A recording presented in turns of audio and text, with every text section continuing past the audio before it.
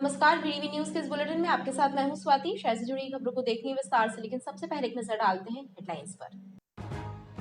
नवरात्रि की पंचमी पर हुआ मां स्कंद माता का पूजन, मंदिरों में उमड़ी भक्तों की भीड़, मांगी सुख समृद्धि की मुरादें। और राहुल गांधी की संसद सदस्यता समाप्त किए जाने के खिलाफ कांग्रेस का विरोध प्रदर्शन जारी, बलदेवबाग में किया विरोध प्रदर्शन, राहुल की संसद सदस्यता बहाल करने की मांग।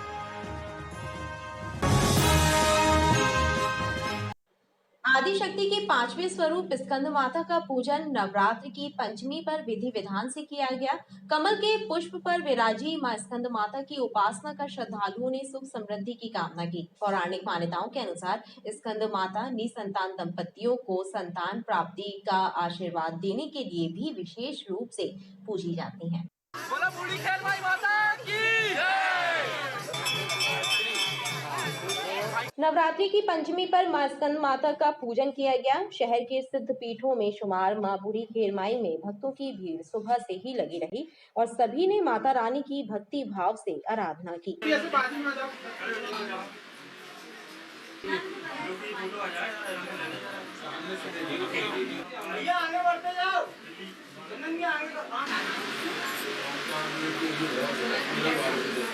आदिशक्ति का 5वां स्वरूप स्कंद माता की पूजा करने से न केवल धन धान्य की प्राप्ति होती है, बल्कि निसंतान दंपतियों की गोद भी भर जाती है। पौराणिक मान्यताओं के अनुसार इस दिन मां स्कंद माता की आराधना करने वाले भक्तों की हर मुरादें पूरी होती हैं।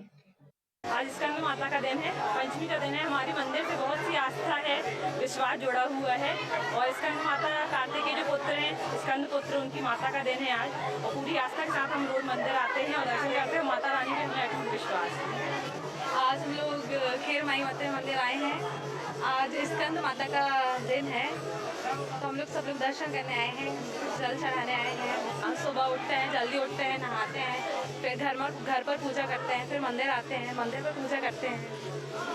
बस चलता रहता है। हम लोग आज बूढ़ी खेर माई मंदिर में आए हैं। आज पंचमी है, स्कंद माता का दिन है, तो जल चढ़ाने आए थे। इसलिए आए थे ताकि माता रानी सबकी मनोकामनाएं पूरी करें। सब लोग जल चढ़ाते हैं, मंदिर में आके दिया जलाते हैं और बहुत ही भीड़ रहती है आज के दिन। माता रानी से अपना अपना चाहिए। अब वो तो सबकी खुशहाली दे, भगवान सबको तरक्की दे, और क्या है, सबके लिए मांगते हैं। माँ बूढ़ी खेरमाई चार खम्बा शक्तिपीठ, इसको 1500 वर्ष वो पुरानी है। इसमें जो भी मनोकामना होती है, आपकी यहाँ के दर्शन करने आते हैं, आपको मनोकामना पूरी होती है। अच्छी व्यवस्था है कमेटी की तरफ से भी और हमारे विभाग पुलिस द्वारा भी अच्छी व्यवस्था की गई है। किसी को कोई तकलीफ नहीं है और अच्छा चल रहा है। कितने लोगों का बल लगाया गया?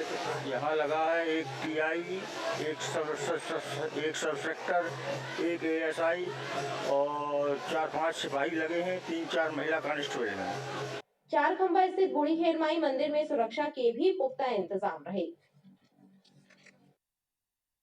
संस्कारधानी के प्रमुख शक्तिपीठों में से एक मां बूढ़ी खेरमाई मंदिर में चैत्र नवरात्र की धूम है। वेद मंत्रों और महाआरती के जरिए राज राजेश्वरी मां बूढ़ी खेरमाई धूमावती माता की आराधना हो रही है। सन 1552 में बने इस मंदिर में प्रकट हुई माता रानी के दर्शन करने के लिए दूर दूर से लोग यहाँ आते हैं। आस्था, भक्ति और शक्ति की आराधना का यह नजारा है चार खंबा क्षेत्र में स्थित प्रमुख शक्तिपीठ मां बूढ़ी खेरमाई मंदिर का, जहां चैत्र नवरात्रि पर माता रानी की विशेष पूजा अर्चना की जा रही है। मां भगवती यहां राज राजेश्वरी मां बूढ़ी खेरमाई धूमावती माता के रूप में विराजमान है। बताया जाता है कि 1552 में बने इस मंदिर में माता रानी स्वयं प्रकट हुई हैं। तब से लेकर अब तक यहाँ लगातार इनकी आराधना हो रही है। शहर के विभिन्न इलाकों से महाआरती आती है। नवरात्र में रात दिन यहाँ भक्तें हो रही हैं।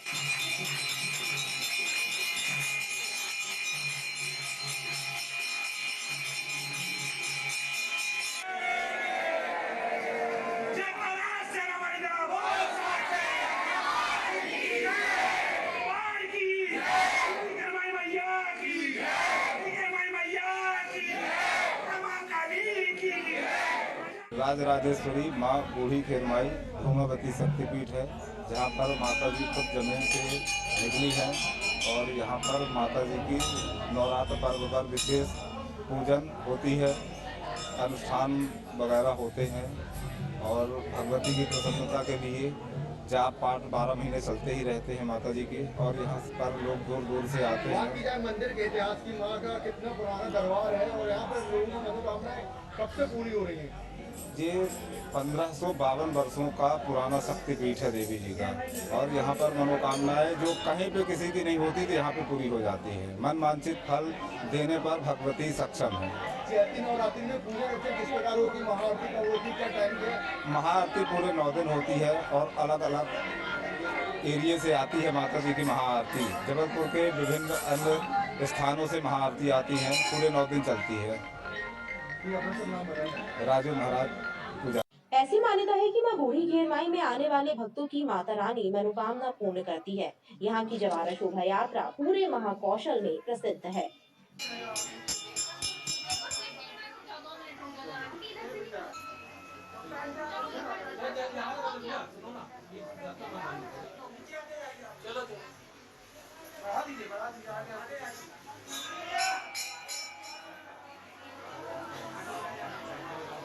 यहाँ पर इनका पता है कि लोग मनोकामना करते हैं, उनकी पूर्ण होती है मनोकामना, और जिससे लोगों 4 लोगों को खबर मिलती है वो उसके कारण लोगों का झुकाव यहाँ होता है, आकर्षित होते हैं लोग और आते हैं यहाँ पर। मैं करीबन 7-8 साल का था जब से मैं आ रहा हूँ मंदिर में। मैं माता रानी का चल समारोह देखने के लिए बड़े दूर दराज से माता बहनें, इसमें छोटे बच्चों से लेकर बड़े बुजुर्ग तक माता जी का नवरात्रि में क्या आयोजन कर रहे हैं आप लोग? क्या करते हैं यहाँ पर? चैत्र की नवरात्रि में विशेष मतलब पंचमी के दिन बजरंग दल की महाआरती आती है। इसमें माता बूढ़ी खेरमाई के जयकारों से पूरा इलाका गुंजायमान है। मुस्लिम बाहुल इलाके में यह मंदिर स्थित है, इसलिए सुरक्षा के भी विशेष इंतजाम किए जाते हैं। प्रशासन और पुलिस की मौजूदगी भी यहाँ 24 घंटे बनी रहती है।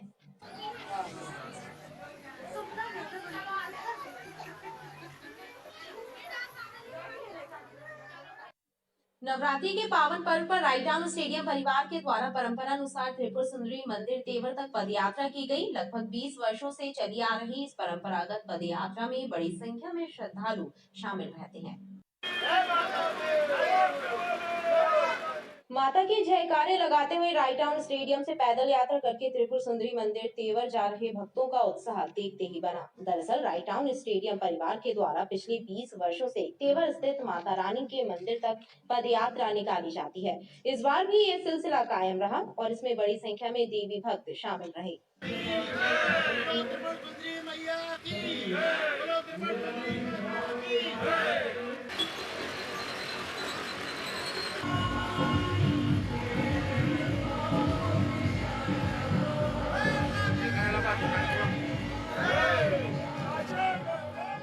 हम लोग अनेकों वर्षों से पैदल यात्रा कर रहे शहर के सभी गणमान्य नागरिक, राइटाउन स्टेडियम के खिलाड़ी, धावक और सभी लोग, माता बहनें सभी लोग इस यात्रा में अनेक वर्षों से आ रहे हैं। और त्रिपुर सुंदरी इसलिए जाते हैं कि तीनों देवियों के दर्शन हो जाते हैं।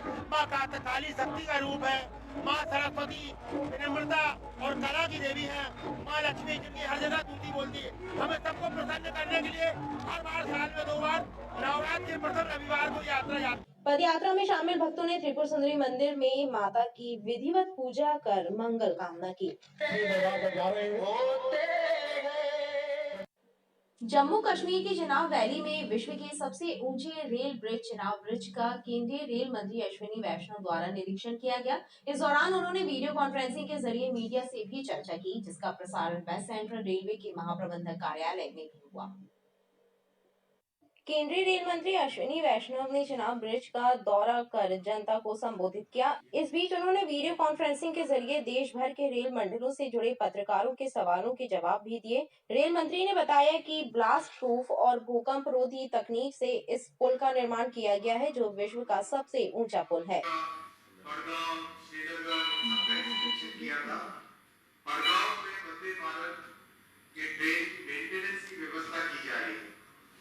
जिससे कि जैसे ही रेलवे लाइन चालू हो, यहाँ पर श्रीनगर तक वंदे भारत भी आए। ऐसा प्रधानमंत्री जी का संकल्प है। देश के कोने-कोने को वंदे भारत से जोड़ा जाएगा। उधमपुर श्रीनगर बारामूला रेल लाइन पे चिनाब ब्रिज का आज माननीय रेल मंत्री द्वारा दौरा किया गया और उनके द्वारा इस ब्रिज की विशेषताएं बताई गई। ये अपने आप में एक इंजीनियरिंग मार्वल है। वर्ल्ड क्लास ये ब्रिज बनाया गया है। जैसा कि माननीय रेल मंत्री जी ने कहा कि इसमें काफ़ी मात्रा में स्टील का उपयोग किया गया है। इसमें इतनी लंबी वेल्डिंग की गई है, लगभग 600 किलोमीटर के आसपास की इसमें वेल्डिंग की गई है। इसके जो फाउंडेशन है वो आधे फुटबॉल ग्राउंड के बराबर है। और एक बार ये ब्रिज बनने से श्रीनगर का कनेक्शन आसान हो जाएगा देश के बाकी राज्यों से।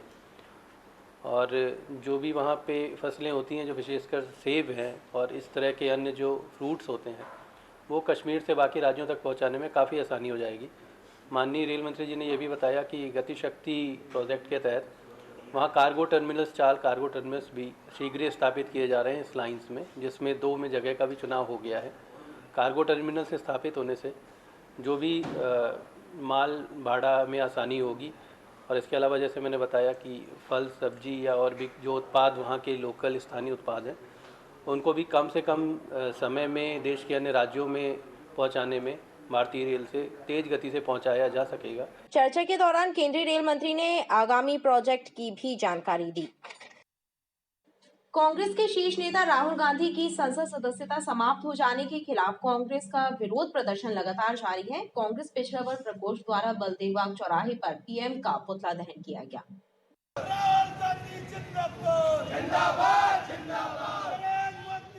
कांग्रेस पिछड़ा वर्ग प्रकोष्ठ द्वारा बलदेव बाग चौक पर केंद्र सरकार के खिलाफ विरोध प्रदर्शन करते हुए पीएम का पुतला दहन किया गया। कांग्रेस कार्यकर्ताओं ने आरोप लगाया कि लोकतंत्र का गला घोंटने की कोशिश की जा रही है।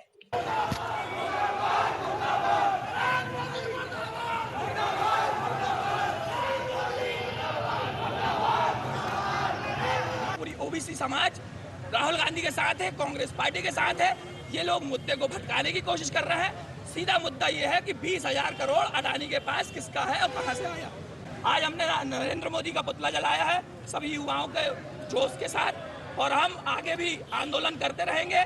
अगर राहुल गांधी की सदस्यता को रद्द नहीं किया गया, वापस नहीं लिया गया, जिस तरीके से रद्द की गई है उसको वापस नहीं लिया गया, तो हम सड़कों पर उतरते रहेंगे। आज पिछड़ा वर्ग नगर कांग्रेस कमेटी द्वारा बलदेव बाग चौराहे पे नरेंद्र मोदी का पुतला दहन किया गया। हमारा लगातार ये विरोध है, जिस प्रकार से इस देश में शाह और तानाशाह की सरकारें चल रही हैं, लगातार विपक्ष की आवाज़ को दबाने का काम नरेंद्र मोदी और अमित शाह की सरकार द्वारा किया जा रहा है। ये बिल्कुल भी बर्दाश्त नहीं किया जाएगा। और निश्चित तौर पर जिस प्रकार से हमारे नेता राहुल गांधी के ऊपर ये कार्रवाई की जा रही है, पूरे देश में लगातार इसका विरोध प्रदर्शन होगा, चाहे हमें किसी भी हद तक जाना पड़े। कांग्रेस कार्यकर्ताओं का कहना है कि राहुल गांधी की संसद सदस्यता यदि जल्द बहाल नहीं की गई तो यह आंदोलन लगातार जारी रहेगा। पुरानी पेंशन बहाली की मांग लगातार उठ रही है। इसी सिलसिले में national movement for old pension scheme संगठन के सदस्यों ने कलेक्ट्रेट कार्यालय पहुंचकर विरोध प्रदर्शन किया और प्रधानमंत्री एवं मुख्यमंत्री के नाम एक पत्र जिला प्रशासन को सौंपा। पुरानी पेंशन बहाल करो। National movement for old pension scheme Madhya Pradesh Bharat संगठन के सदस्यों ने न्यू पेंशन स्कीम का विरोध करते हुए कलेक्ट्रेट कार्यालय के बाहर नारेबाजी की। उन्होंने बताया कि न्यू पेंशन स्कीम कर्मचारियों के हितों पर कुठाराघात के समान है, लिहाजा ओल्ड पेंशन स्कीम लागू किया जाना आवश्यक है ताकि सेवानिवृत्ति के बाद कर्मचारी अपने परिवार का भरण पोषण कर सके। राज्य कर्मचारी और केंद्र के कर्मचारी जो एनपीएस वाले हैं, उनकी एनपीएस में पेंशन कितनी बन रही है, उसके विरोध में हम लोग आज ज्ञापन दे रहे हैं माननीय प्रधानमंत्री जी को, ज्ञापन दे रहे हैं माननीय राज्यपाल जी को, ज्ञापन दे रहे हैं माननीय मुख्यमंत्री जी को कि हमें भी सीसीएस कंडक्ट 1972 और राज्य का 1976 के तहत हमको पुरानी पेंशन बहाल की जाए। लोगों की जो है पुरानी पेंशन जो बहाल की जाए और प्रथम नियुक्ति दिनांक से हम लोगों की वरिष्ठता लागू की जाए।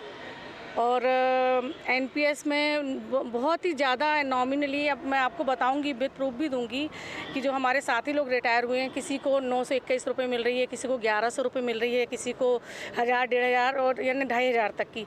अब आप ही बताइए, इतनी महंगाई में इतने कम पैसों में क्या गुजारा हो सकता है। संगठन के सदस्यों ने जिला प्रशासन को एक मांग पत्र भी सौंपा है। इंदिरा मार्केट में सड़क और फुटपाथ पर जमे ठेले टपरे यातायात व्यवस्था के लिए चुनौती बने हुए हैं। मार्केट के कॉरिडोर तक फैलाकर लगाई जा रही दुकानें भी आवागमन को चौपट कर रही हैं, लेकिन जिम्मेदार विभाग और अधिकारी ध्यान नहीं देते। शहर के जो मार्केट अतिक्रमणों की चपेट में है, उनमें इंदिरा मार्केट भी शामिल है। इंदिरा मार्केट के आसपास सड़क और फुटपाथ पर जमी बेजा कब्जे यातायात व्यवस्था को चौपट कर रही हैं। साथ ही मार्केट के कॉरिडोर में आगे तक बढ़कर लगाई जा रही दुकानें भी आवागमन को प्रभावित कर रही हैं। लेकिन नगर निगम का अतिक्रमण दस्ता और यातायात पुलिस कोई कार्यवाही नहीं करते।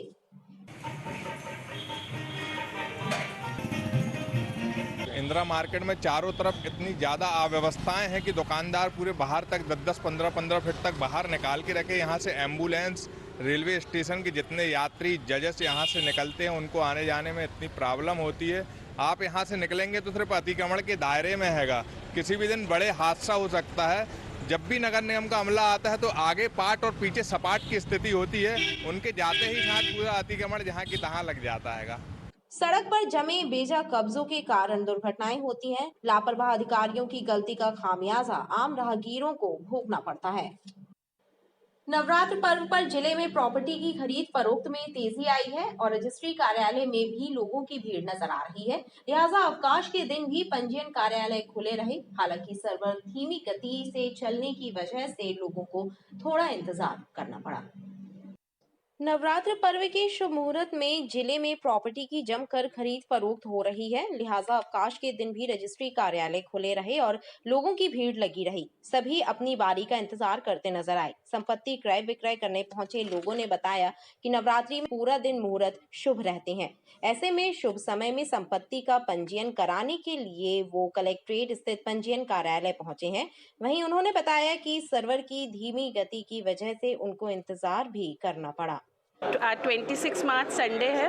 बहुत अच्छा माहौल लग रहा है। रजिस्ट्री ऑफिस में ऐसा पहली बार देखा है, संडे को पूरा ऑफिस खुला है और इतनी रजिस्ट्रीज हो रही हैं। लोग सब अपने काम करा रहे हैं और सरकार इतना अच्छा काम कर रही है कि लेडीज़ के लिए छूट दे रही है रजिस्ट्री ऑफिस में। तो ये बहुत सराहना है इसके लिए, तो बहुत अच्छा लग रहा है। धन्यवाद अपनी सरकार को, बहुत सराहनीय काम है ये।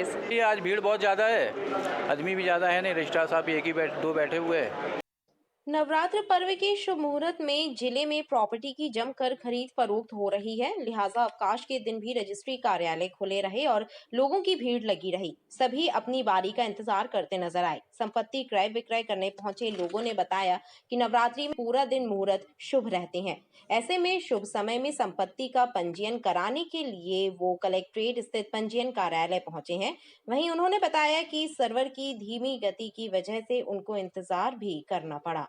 26 मार्च संडे है। बहुत अच्छा माहौल लग रहा है। रजिस्ट्री ऑफिस में ऐसा पहली बार देखा है, संडे को पूरा ऑफिस खुला है और इतनी रजिस्ट्रीज हो रही हैं। लोग सब अपने काम करा रहे हैं और सरकार इतना अच्छा काम कर रही है कि लेडीज़ के लिए छूट दे रही है रजिस्ट्री ऑफिस में। तो ये बहुत सराहना है इसके लिए, तो बहुत अच्छा लग रहा है। धन्यवाद अपनी सरकार को, बहुत सराहनीय काम है ये।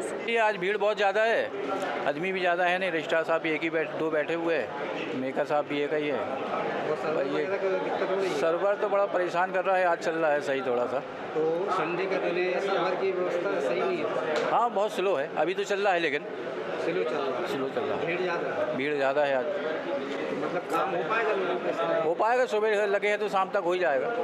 आज रविवार का दिन है और रजिस्ट्री ऑफिस में बहुत चहल पहल और बहुत भीड़ है, परंतु जैसा हम लोग सुन रहे हैं कि सर्वर की प्रॉब्लम चल रही है और लोगों को इंतज़ार करना पड़ रहा है और हम उम्मीद करते हैं कि जल्दी से जल्दी सर्वर की प्रॉब्लम सबकी टेक्नीशियन की देखरेख में जल्दी ठीक होगी और लोगों को सुविधा उपलब्ध हो पाएगी। हाँ, रजिस्ट्री काफ़ी बढ़ रही हैं और गवर्नमेंट का रेवेन्यू बहुत ऊपर जाएगा, ऐसे ऐसे हमारी समझ है।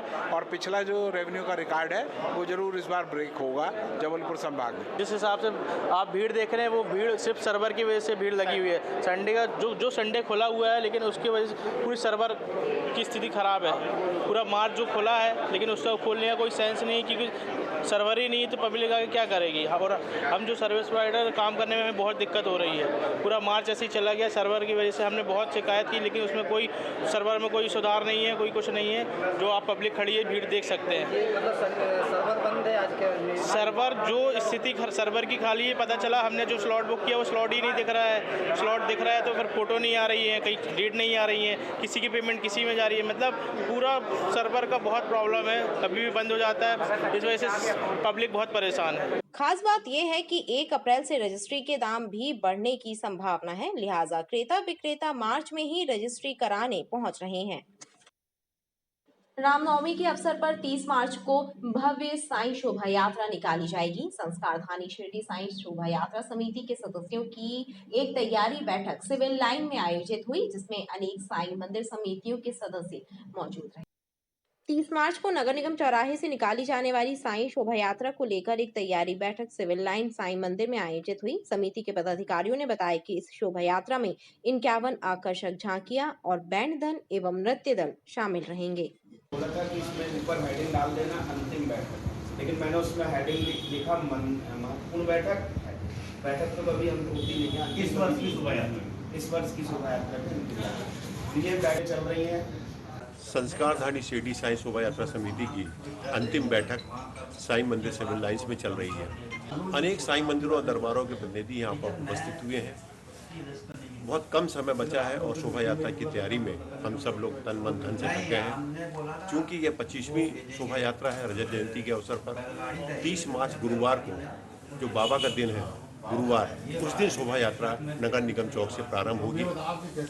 देखने में आया है कि अनेक मंदिरों और अनेक साईं दरबारों के भक्त ने आज जो यहाँ पर बताया, उस शोभा यात्रा में लगभग 25 साईं पालकी शामिल हो रही है शोभा यात्रा में और लगभग 37 साईं मंदिर और साईं दरबार जबलपुर के उस शोभा यात्रा में सम्मिलित होने जा रहे हैं।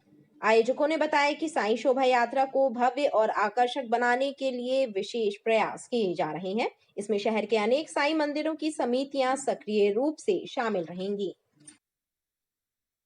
टाउन हॉल में उत्कल यादव समिति की बैठक संपन्न हुई, जिसमें 1 अप्रैल को उत्कल दिवस मनाने का निर्णय लिया और इस मौके पर आयोजित होने वाले धार्मिक कार्यक्रमों की रूपरेखा भी तैयार की गई। समिति के सदस्यों ने बताया कि राम मंदिर उड़िया मोहल्ले में 1 अप्रैल को धार्मिक कार्यक्रम आयोजित होगा और इस दौरान जगन्नाथ स्वामी भगवान का भी पूजन किया जाएगा।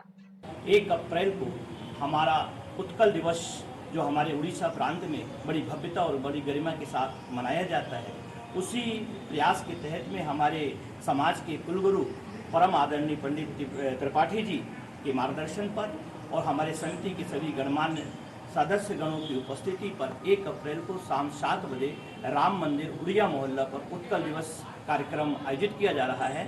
हम इस समिति के आदरणीय अध्यक्ष जी के सहमति अनुसार हमारे समाज समिति के सभी पदाधिकारियों की सहमति के द्वारा समाज के सभी गणमान्य जो हमारे रहवासी गण हैं उन्हें मैं हृदय से आमंत्रित करता हूं, सादर आमंत्रित करता हूं। खबरें लगातार जारी हैं, आप देखते रहिए PTV।